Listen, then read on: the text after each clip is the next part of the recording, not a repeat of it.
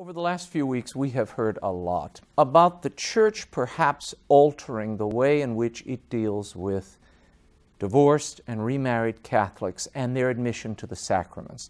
We've heard a lot of talk. Cardinal Walter Casper, in his opening address to this synod preparatory meeting, now this synod on the family is coming up, he made it very clear and he said, a canonical penitential practice perhaps is in order.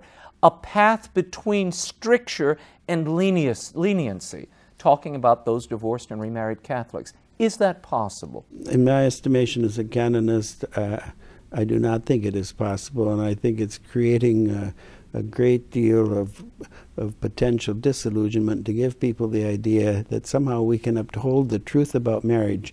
And here we're not talking about truth that developed over time. We're talking about the very words of Christ himself in the gospel, in which he taught, and no one contests, he taught the indissolubility of marriage. And there are many difficulties with the text of Cardinal Casper. I say that openly, and I have said it.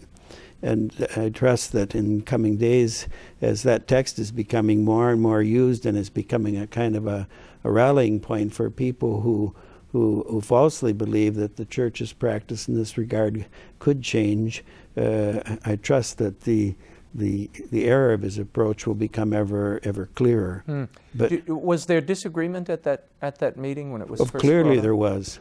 I mean, the meeting was supposedly the meeting was under secrecy, but the cardinal himself or someone, I don't know who, authorized it. The publication of the text so that it's become on public record, and therefore one is obliged to say, well, the fact that he gave the text before the College of Cardinals does not in any way signify that it was well received by all the cardinals.